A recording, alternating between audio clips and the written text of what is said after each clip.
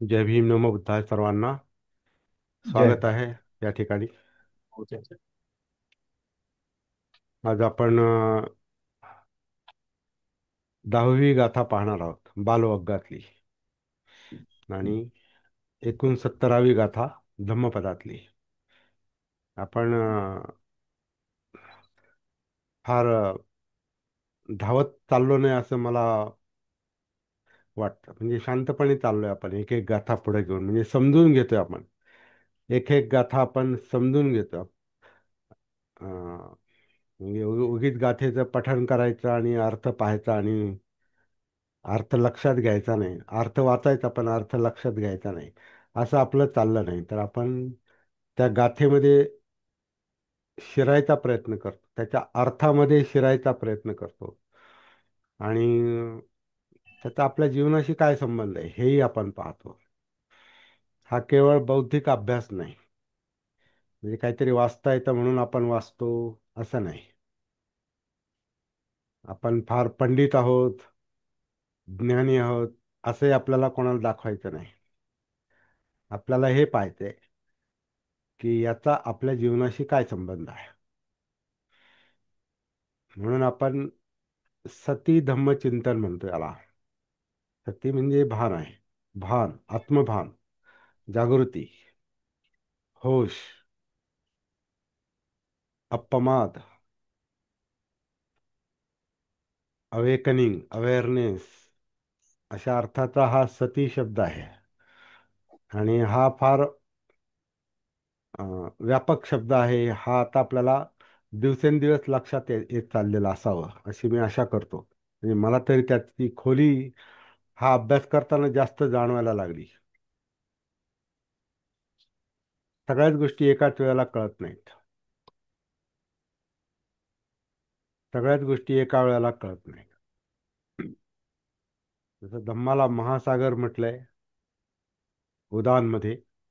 महासागराचा एक गुण आहे की तो असा दरीसारखा खोल नसतो. त्याला असा उतार असतो.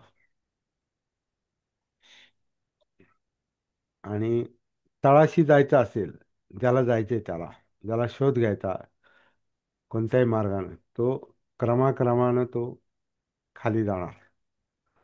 तसा धम्म हा सागर आहे. मनोधम्म हा सागर आहे. आणि या सागरात आपण क्रमाक्रमानच उतरू शकतो. जंप करता येत नाही, उडी मारता येत नाही. उडी मारायचा प्रयत्न केला आणि जर नीट पोहता येत नसेल तर गटांगळ्या खाणार. ही पण गोष्ट आपण आपण म्हणजे बुद्धांनीच लक्षात आणून दिलेली आहे. हा क्रमशः पुढे जाणारा मार्ग आहे, म्हणून सम्यक मार्ग आहे. हा नुसता अभ्यासाचा पण मार्ग नाही आणि समजून न घेता उडी मारायचा पण मार्ग नाही. आधी सागराचा अंदाज घ्या, पाण्याचा अंदाज घ्या. आपल्याला आपल्याला त्याच्यात पोहता येतं की नाही याचा अंदाज घ्या, याचं भान ठेवा. असं बुद्धांचं जणू काही सांगणं आहे सागराची उपमा देऊन. आधी स्वतःचं भान ठेवा. आपण याच्यात उतरू शकतो का? धम्म समझणं ही सबके बस की बात नहीं है ये. सर्वांना हे शक्य होत नाही. पण जास्तीत जास्त लोकांना शक्य होतं, जास्तीत जास्त लोकांना.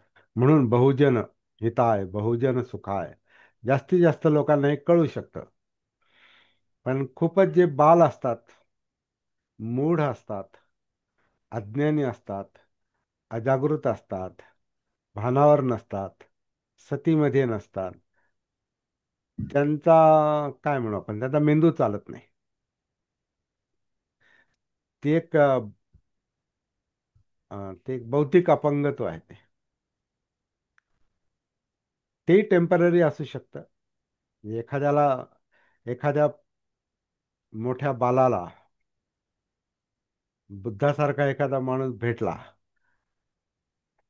जसं आपल्याला बाबासाहेब भेटले, आपल्या पूर्वजांना बाबासाहेब भेटले, सगळी वाटच बदलली.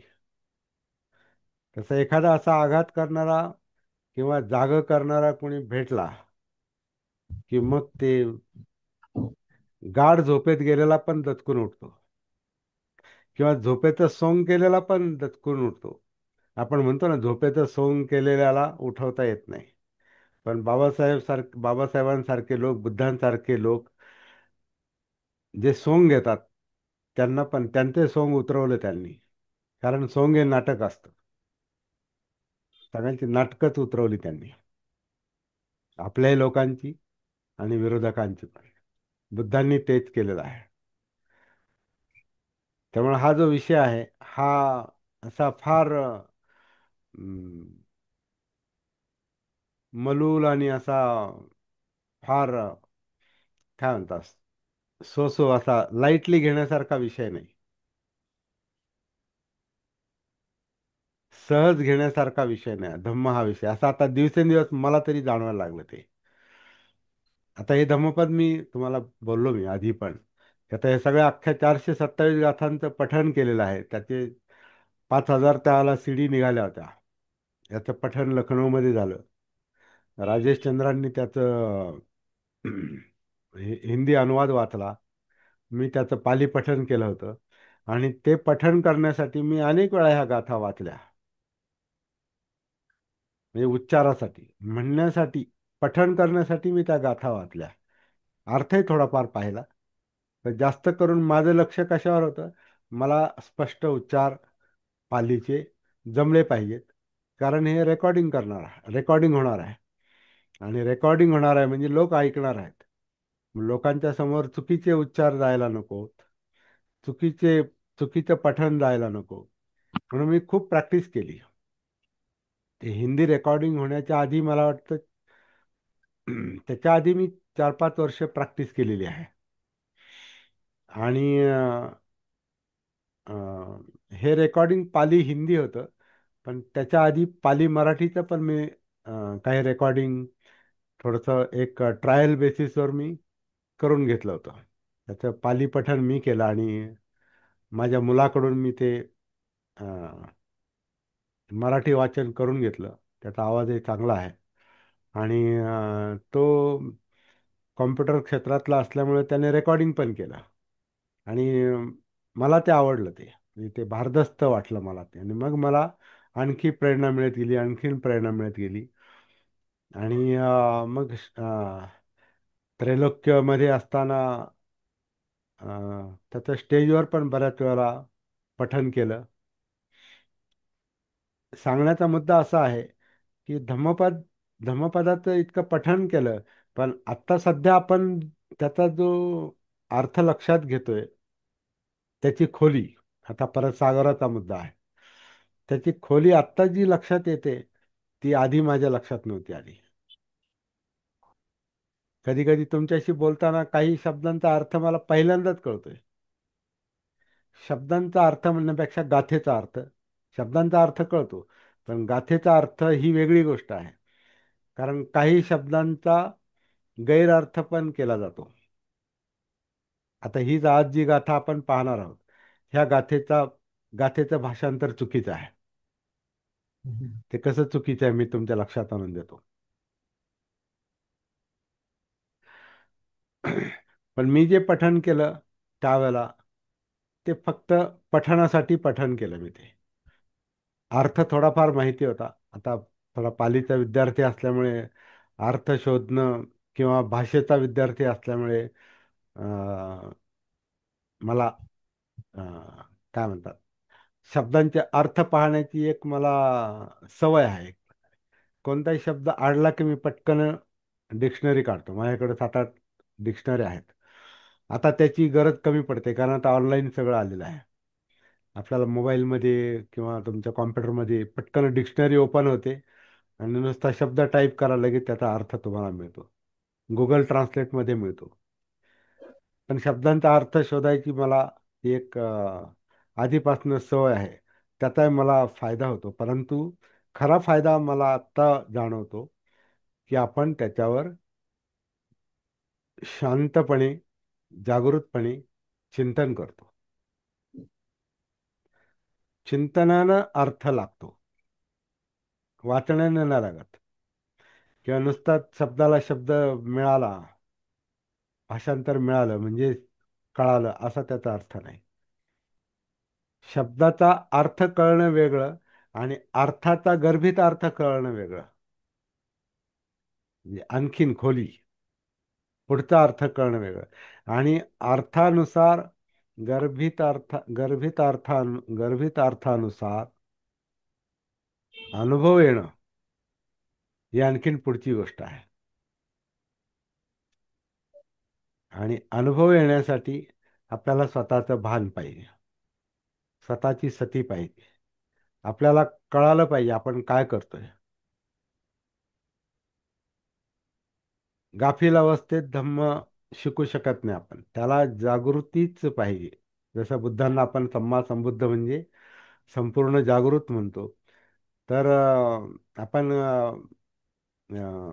म्हणतो ना, आता एखाद्या ठिकाणी आपल्याला अ, काम करायचं असेल, काही जॉब करायचा असेल किंवा काही काम करायचं असेल, किंवा साधं ड्रायव्हिंग घ्या, ड्रायव्हिंगचं काम करायचं असेल. आता ड्रायव्हिंग साधं नाही, पण समजा एखाद्याला ड्रायव्हरची गरज असेल, तर तो आपल्याला आधी विचारतो, ड्रायव्हिंग येतं का?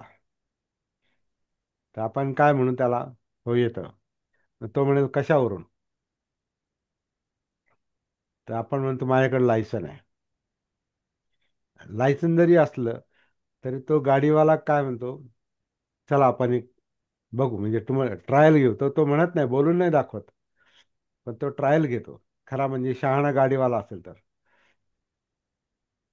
आणि त्याला जर लायसन त्याचं आहे, बरंच जुनं लायसन आहे, पण त्याला ड्रायव्हिंगच येत नाही. लायसन्स लायसन असणं लायसन्स असणं आणि ड्रायव्हिंग येणं याच्यात फरक आहे. म्हणजे काय म्हणतात त्याला, स्मूथ ड्रायव्हिंग किंवा अं, चांगलं ड्रायव्हिंग येणं ही वेगळी गोष्ट आहे, लायसन्स असणं वेगळी गोष्ट आहे.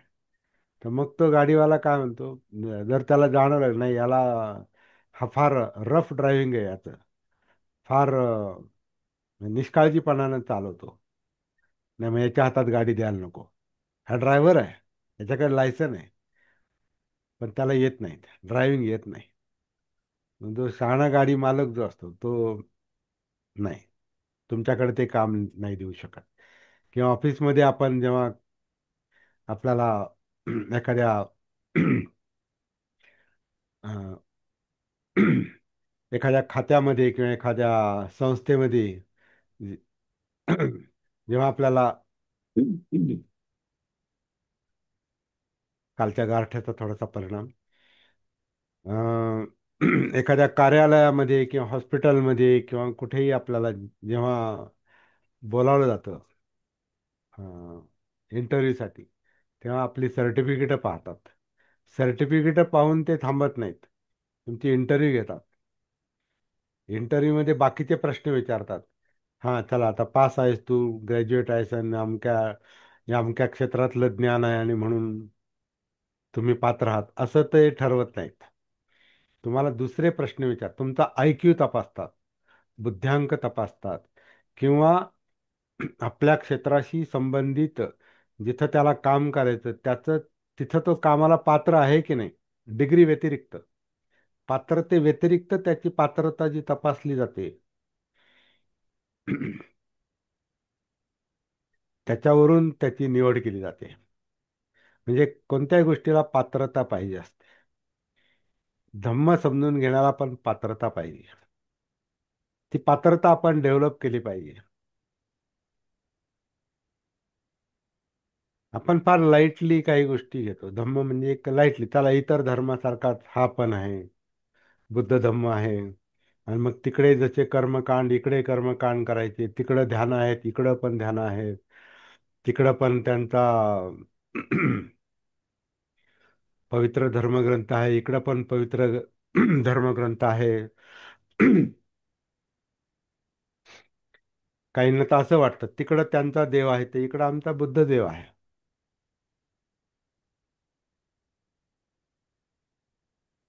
आणि अजून एक फार मोठा गैरसमज आहे, सगळे धर्म सारखेच आहेत. म्हणजे याचा अर्थ आपण इतरांना कमी समजतो असा नाही, पण बाबासाहेबांनी जे Buddha and future of his religion हा जो आर्टिकल लिहिला, हा जो लेख लिहिला 1950 साली महाबोधी सोसायटीच्या पत्रिकेमध्ये, जर्नलमध्ये, त्याच्यामध्ये चार धर्मांची तुलना केली त्यांनी. आणि चार धर्म म्हणजे ख्रिश्चन धर्म, मुस्लिम धर्म, हिंदू धर्म आणि बौद्ध धर्म याची तुलना केली. आणि तुलना करून त्यांनी बुद्ध धर्म बाजूला काढला त्याच्यातून.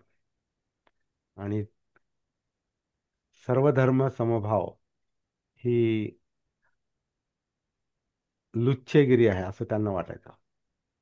फसवणूक आहे. कशी फसवणूक आहे? स्वच्छ पाणी आणि गढूळ पाणी, अज्ञान आणि ज्ञान आपण एकत्र चालू शकत नाही, देऊ शकत नाही. एकत्र एकत्र आपण त्याचा वापर करू शकत नाही. स्वच्छ पाणी म्हणून आपण त्याच्यात थोडं घाण पाणी असलं तरी चालेल आणि आपण पिऊ. आता अज्ञानात पिलो ती गोष्ट वेगळी आहे. पण माहीत असूनही आपण ते पाणी नाही पिऊ शकत. ज्याला कळतं स्वच्छ पाणी म्हणजे काय आणि गढूळ पाणी म्हणजे काय, किंवा सकस अन्न म्हणजे काय आणि निकृष्ट दर्जाचं अन्न म्हणजे काय, हे ज्याला कळतं तो तो आहार घेणार नाही. तसा धम्म आणि धर्म हे समानार्थी शब्द जरी असले भाषा म्हणून, त्यांचा संदर्भ पूर्णपणे वेगळा आहे. धम्म याचा संबंध मनोधम्मांशी आहे. मन हे मुख्य आहे. मन हे सेंट्रल आहे. मनुष्य आणि मनुष्याचं मन हा बुद्ध धम्माचा केंद्रबिंदू आहे, असं बाबासाहेबांनी जे बुद्ध आणि त्यांच्या धम्मामध्ये म्हटलेलं आहे. तर मन म्हणजेच मनोधम्म. मनात जे आहे ते मन, आणि मनात काय असतं त्याला मनोधम्म म्हटलेलं आहे. आणि मनोधर्म म्हणजे सगळं काही आहे जे आता आपलं चाललंय, बोलतोय आपण, शब्द आहेत, संज्ञा आहेत, विश्लेषण आहे, सगळं चिंतन आहे, ते सगळं मनाचा भाग आहे. थिंकिंग प्रोसेसचा भाग आहे, मनोधम्माचा भाग आहे. त्याचं भान आलं पाहिजे. हा बुद्ध धम्माचा मुख्य हेतू आहे, मनोधम्मांपर्यंत पोहोचणं. मनोधम्मांपर्यंत पोहोचायचं असेल तर आधी त्याला बाधित करणार, मनोधम्मांना विकृत करणार म्हणजे अधम्म बनवणार, त्याला धम्माचा अधम्म बनवणारं चित्त असतं. चित्त म्हणजे इमोशन्स आहेत आपल्या. चित्त म्हणजे इच्छा, आकांक्षा, तृष्णा आहेत. आणि तृष्णा हे दुःख आहे. हे दुःख विचलित करतं. ते ते तृष्णा विचलित करतात. म्हणून धम्माचं रूपांतर अधम्मात होतं. धम्माचं रूपांतर अधम्मात झाल्यामुळे दुःख आहे. आणि धम्माचं रूपांतर, मनोधम्माचं रूपांतर मनोअधम्मामध्ये कशामुळे होतं? तर हे पाहिजे, ते पाहिजे, असं पाहिजे, तसं पाहिजे, इतकं पाहिजे, तितकं पाहिजे, हे पाहिजे पाहिजे पाहिजे, अजून पाहिजे, खूप पाहिजे, लिमिटलेस पाहिजे म्हणजे अमर्याद पाहिजे. आणि हे नको नको नको नको, अजिबात नको, खतम करा, नष्ट करा, त्याचा मर्डर करा, त्याला जाळा, जाळपोळ करा, इथपर्यंत तो नकोचा द्वेषाचा जो आलेख आहे तो असा असा वर जातो. आणि इकडे लोभाचा आलेख पाहिजे पाहिजे तर असा जातो. आणि हे दोन्हींचं एक कारण मोहावस्था म्हटलेलं आहे. लोभ, द्वेष, मोह हे चित्ताचे गुणधर्म आहेत. ह्या चित्ताच्या विकृती आहेत. हे चित्तातलं पॉइझन आहे असं म्हटलेलं आहे. आणि या पॉइझनमुळे धम्म हा अधम्म बनतो. त्याचं रूपांतर जर सद्धम्मामध्ये करायचं असेल तर चित्ताचं भान पाहिजे, चित्ताची जागृती पाहिजे, चित्तानुसती पाहिजे. म्हणजे मनोधम्मानुसतीच्या आधी आपल्याला चित्तानुसती गरजेची आहे. कारण तिथं प्रॉब्लेम आहे, मनोधम्म हा प्रॉब्लेम नाही. मनोधम्म हे तर अनालिसिस आहे, म्हणजे काय म्हणतात त्याला, मनोधम्म ही विचार प्रक्रिया ही एखादी गोष्ट समजून घेण्याचा मुद्दा आहे. समजून घेण्याची ती प्रक्रिया आहे ब्रेनमधली.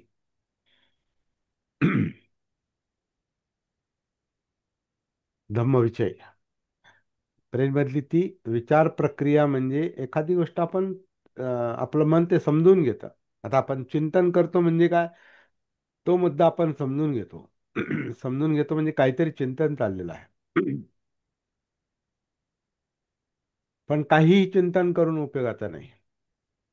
काहीही विचार करायचा आणि कसाही विचार करायचा आणि कशालाही धरून चालायचं. मनात विचार आला की लगेच कृती करायची.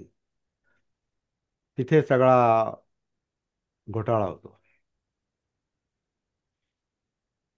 मनात जे चाललेलं आहे ते काय चाललेलं आहे, त्याचं स्वरूप काय आहे, मनोधम्मामध्ये अधम्म कोणता आहे आणि सद्धम्म कोणता आहे, म्हणजे अहिताचं कोणतं आहे, हिताचं कोणतं आहे, याचं भान आलं पाहिजे. आणि कशामुळे मन विकृत होतं, ते ज्या चित्तामुळे विकृत होतं ते चित्त कशामुळे विकृत होतं. आता चित्त विकृत होतं असं नाही, त्या विकृतींमुळे चित्त क्रिएट होतं असं ते वाटतंय. चित्त म्हणजे फिक्स अवस्था नाही. मन म्हणजे पण फिक्स अवस्था नाही.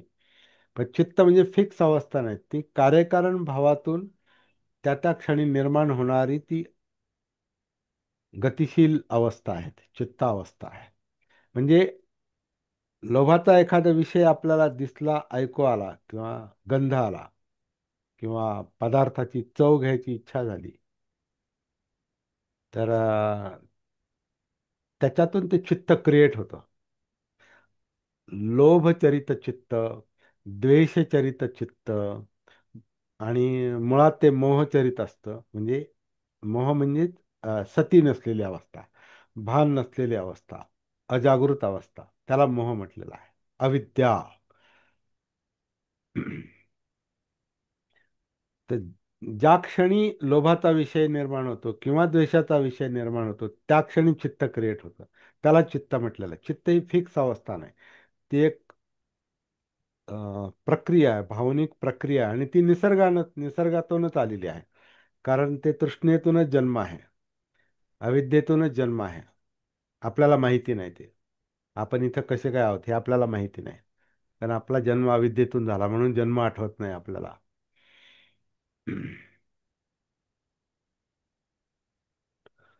तर मन समजून घ्यायचं असेल तर चित्त समजलं पाहिजे, चित्तानुसती पाहिजे. म्हणजे चित्तात भावना म्हणून काय काय घडतं, हे दोन्हींचं केंद्र मेंदूतच आहे, वर खाली आहे. ते आपल्याला माहिती नाही काय आहे नेमकं. पण त्याचा परिणाम तिथं होतो. आणि हे सगळं आपल्याला जे कळतं ते जाणीवांमुळे. वेदना, फिलिंग्स, आणि त्या फिलिंगमध्ये, त्या वेदनांमध्ये, त्या जाणीवांमध्ये एकतर सुख असतं, नाहीतर दुःख असतं. आणि मधली एक अवस्था असते की त्याच्यात सुख दुःख नसतं, न्यूट्रल असतं. म्हणजे त्याला आपण अं, पण त्याच्यात जरी सुख नसलं तरी त्याच्यातून सुख निर्माण होण्याची एक शक्ती आहे. कारण ज्या डॉर्मंट किंवा ज्या झोपलेल्या जाणीव आहेत त्याला अजागृत मन म्हटलेलं आहे, म्हणजे अनकॉन्शियस माइंड. त्याचे अजागृत मन जे आहे, अजागृत चित्त जे आहे, ते कोणत्याही क्षणी प्रज्वलित होऊ शकतं. लोभाचा आणि द्वेषाचा विषय आला की. आणि असे शेकडो हजारो लाखो विषय आहेत आपल्या मनामध्ये. याचा आपल्याला भान नसतंय. कारण आपण स्वतःशी कनेक्टेड नसतो बऱ्याचदा, सतीमध्ये नसतो, जागृत नसतो, त्यामुळे काय चाललंय तेच कळत नाही.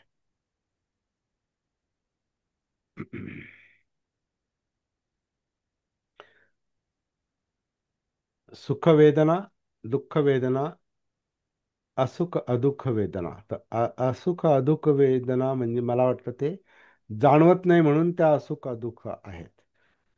किंवा त्याच्यामध्ये तेवढी तीव्रता नाही, सुखाची किंवा दुःखाची तीव्रता नाही. ज्या गोष्टी तीव्र असतात, म्हणजे सुख फार असलं तर माणूस हसतो, नाचतो, गाणं म्हणतो. अं, त्याच्या आनंदानुसार त्याच्या त्या प्रतिक्रिया ज्या असतात त्या येत असतात. तसं तो वर्तन करतो माणूस. अगदी लहान मुलगा सुद्धा आणि म्हातारा पण, त्याला जेवढा आनंद होतो त्याप्रमाणे त्याची शरीर, त्याचं सगळं चेहरा, आणि ते शरीर ते काम करतं ते. आणि त्याप्रमाणे त्याच्या मनामध्ये त्या ग्रंथी सरवतात. आणि त्या ग्रंथींचा स्राव जेव्हा रक्तात मिसळतो, मग त्याचा परिणाम म्हणून माणूस नाचतो, गाणं म्हणतो, हसतो, जे काय असेल ते. त्याच्या विरुद्ध जेव्हा दुःख असेल, दुःख वेदना असेल, तेव्हा त्याच्यामुळे पण काही ग्रंथी आपल्या स्रवतात. त्या ग्रंथीचा स्राव रक्तामध्ये मिसळतो आणि मग आपल्याला दुःख होतं. कारण विचलन विचलन तयार होतं. कायेच्या पातळीवर, मनाच्या पातळीवर, सगळ्या शरीरामध्ये, सगळ्या याच्यामध्ये. म्हणून दुःख झालं की माणूस, फार मोठं दुःख झालं तर माणूस काय म्हणतात, गळून जातो. तो निस्तेज होतो, खचून जातो, निष्क्रिय होतो. त्याच्यावर प्रेशर येतं, टेन्शन येतं. याला दुःख म्हटलेलं आहे. इकडे जे पाहिजे ते मिळालं, ते तात्पुरतं सुख मिळतं, परंतु ते टिकून राहत नाही. त्याच्या मागे दुःख दडलेलं असतं. आणि इकडे दुःख जे असतं हे तर सत्यच आहे. त्याला सत्यच म्हटलंय बुद्धांनी. इकडं जा नाही तर इकडे जा, दोन्हीमध्ये दुःख दडलेलं आहे. आज न उद्या इकडचे जे पाहिजे ते मिळालं, त्याच्यातून मिळालेला सुख आणि आनंद, हा ते जोपर्यंत तो विषय आहे तोपर्यंत तो तो आनंद आणि सुख असतं. तो विषय संपला की परत मूळ पदावर येतं चित्त आपलं. तसं द्वेष किंवा दुःख जे असतं, दुःख हे अनित्यच आहे, परंतु त्याचं प्रमाण जास्त आहे. तेच सत्य आहे. तेच सत्य आहे. जन्म, जरा, व्याधी, मरण. जन्म दुःख, व्याधी दुःख, जन्म दुःख म्हणून बाळ रडतं जन्मल्याबरोबर. म्हातारपण यातना यातना देणार आहे. म्हातारपणात येणारे किंवा इतर वेळेला येणारे आजार यातनादायक आहेत. मरण यातनादायक आहे, मरण दुःख आहे. प्रियांचा वियोग दुःख आहे. अप्रियांचं जवळ असणं दुःख आहे. मनासारखं न होणं दुःख आहे. हे दुःख हे सत्यच आहे, काहीही करा. पण दुःख हे जरी सत्य असलं तरी बुद्धांचा शोध असा आहे की त्याची जर सती असेल, त्याचं जर भान असेल, त्याचं जर स्वरूप कळालं असेल आणि त्याचा विशेषतः अनात्मबोध असेल, तर ते दुःख असणं आणि मला दुःख होणं याच्यात फरक आहे. ही गोष्ट लक्षात आली पाहिजे. दुःख असणं हे असणारच आहे. बुद्धांना नाही होतं, बाबासाहेबांना नाही होतं. दुःख हे असणारच आहे, परंतु दुःखाला कवटाळणं म्हणजे माझं म्हणणं, ही अविद्या आहे. ते सत्य म्हणून स्वीकारलं जात नाही, स्वीकारत नाही मन, चित्त. कारण ते अविद्येत आहे, ते गाफील आहे, ते सतीमध्ये नाही. म्हणून ते दुःखाला असं म्हणतात की मी माझं बनवतो, पर्सनलाइज करतो, आणि त्याचा जास्त त्रास होतो. तर हा अनात्मबोध जो आहे, हा दुःखमुक्तीचा मार्ग अं, अं, दिसतो. म्हणजे अनात्म, ज्याला उपेक्षा म्हटलेला आहे, सप्तबुद्धांगातली उपेक्षा जी आहे, तर ती उपेक्षा जी आहे ना, ती दुःखमुक्तीकडे नेणारी आहे.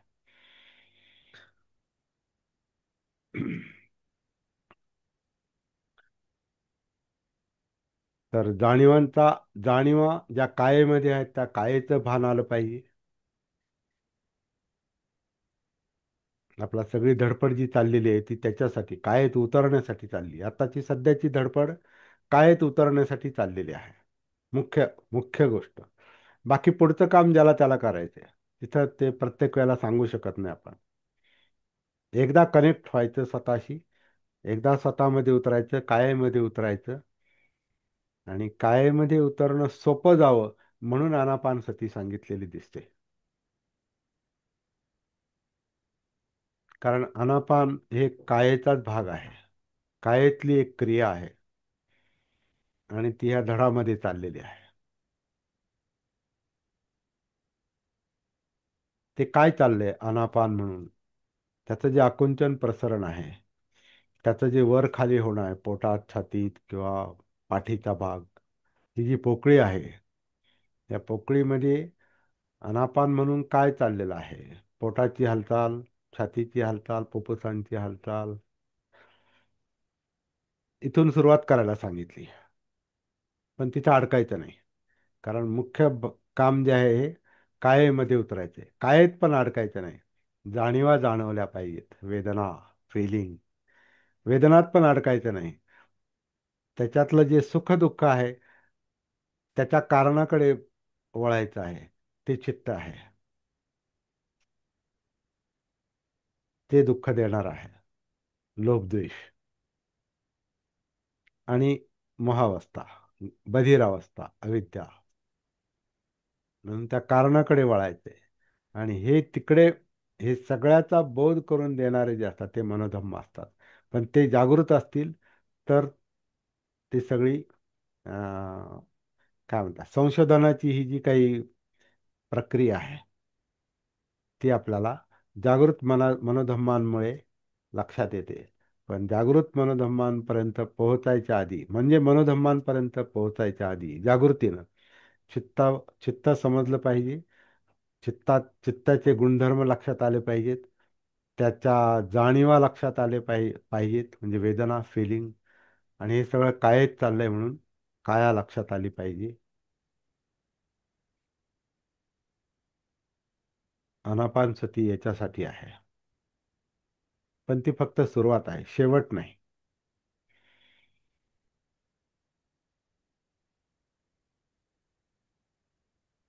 सांगायचा मुख्य मुद्दा असा आहे की ह्याच्यावर चिंतन करता करता धम्मपदाचं वाचन पठण करणं आणि अभ्यास असणं ही वेगळी गोष्ट आहे. त्याच्या खोलामध्ये शिरण्यासाठी आपल्याला जे करायची गरज आहे, ती पात्रता, ती क्षमता आपल्याला कमावता आली पाहिजे. ती येते, ती त्या प्रॅक्टिसनं, जागृतीच्या साधनेनं ती क्षमता आपल्यामध्ये येते. आणि आपले प्रयत्न किती व्यवस्थित आणि सरळ, सरळ, वाकडे तिकडे नाही, इकडे तिकडे पळायचं नाही. सरळ चालणं फार अवघड असतं. कारण मन सरळ नसते, चित्त सरळ नसते. ते नेहमी इकडे तिकडे पळत असते. खंदनं चपलं चित्तं दुरख्खं दुर्निवारयं, चित्तवग्गोमध्ये आपण शिकलो. चित्त हे नेहमी पळतच असते, ते चंचलच असते, ते अस्थिर असते. त्यामुळे सरळ चालणं अवघड असतं. कारण चित्तानुसारच चालणं असतं आणि बोलणं असतं.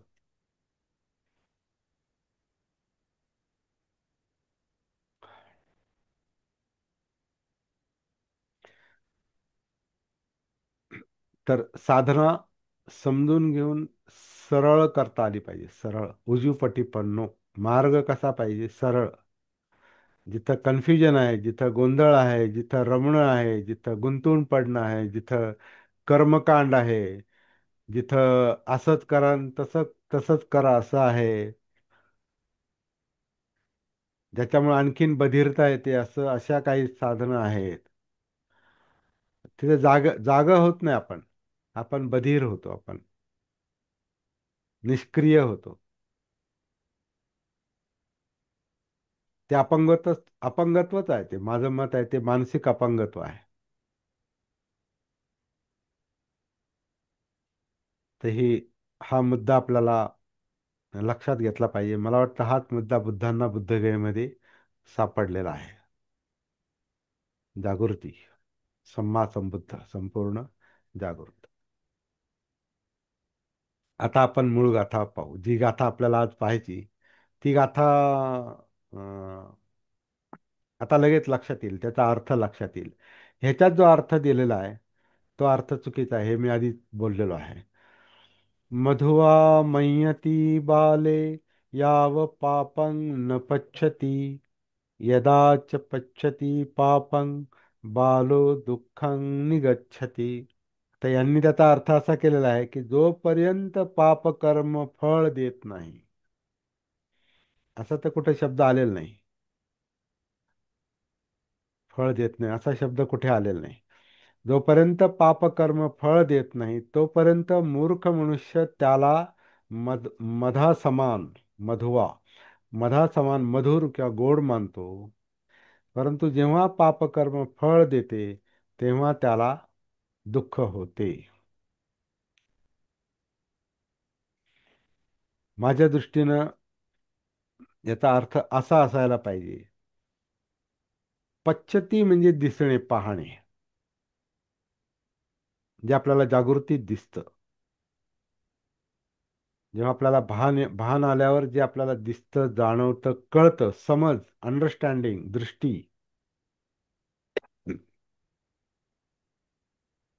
जोपर्यंत बाल मनुष्याला, अज्ञानी मनुष्याला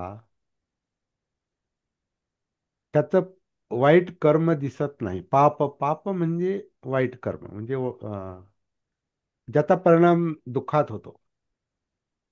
कोणतंही वाईट कर्म. मग ते ज्याला आपण शिलाचरणाचे अनेक नमुने आपण त्या दृष्टीने लक्षात घेऊ शकतो.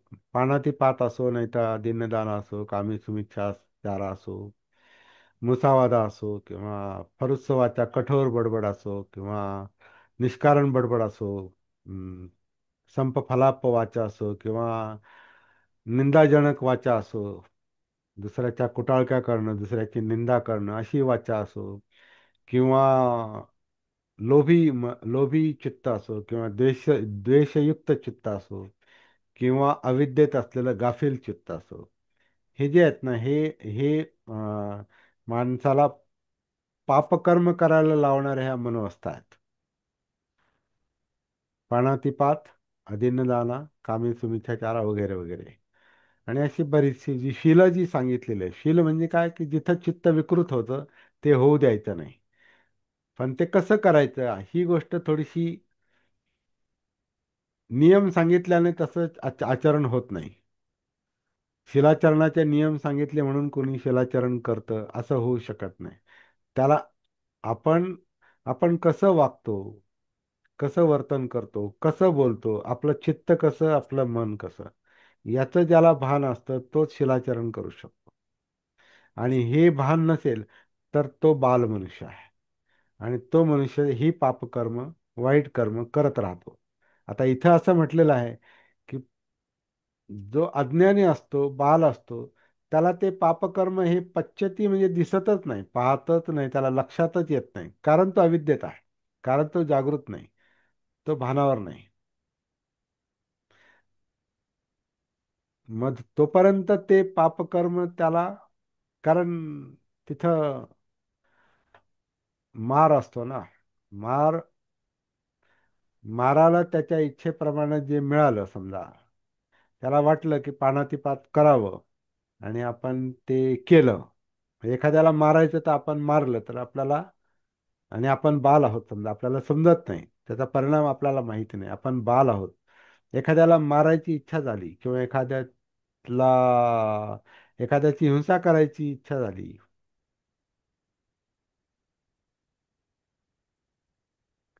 किंवा कोंबडा बोकड कापायची आपल्याला इच्छा झाली, जेव्हा आपण बाल होतो, कळत नव्हतं, समजा असेल तर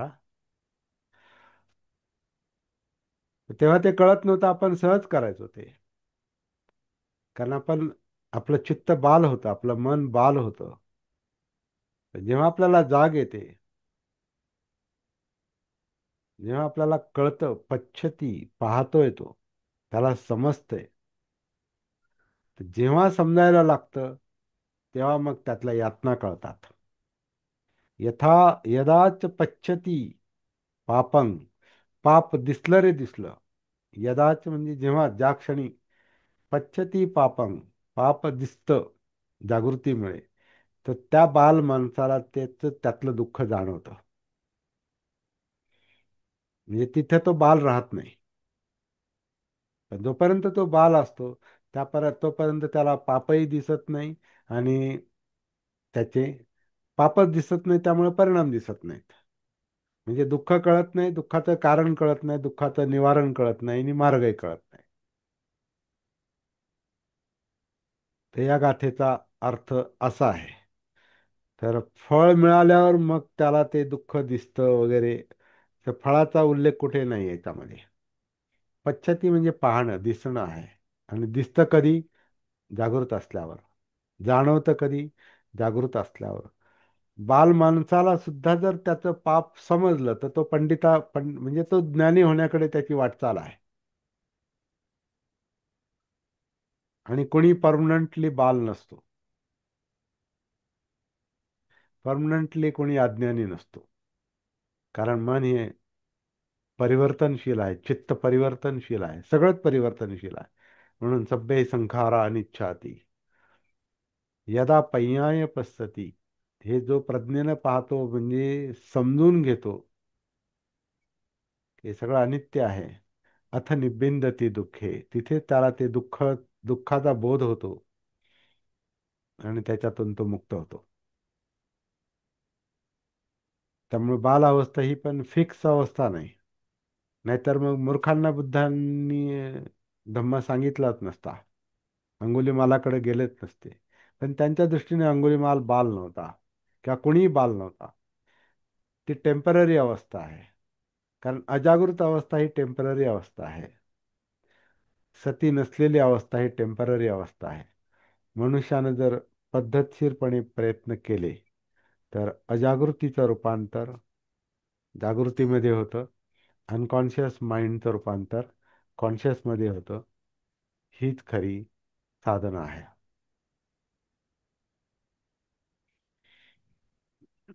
या ठिकाणी मी माझ्यापुरतं थांबतो.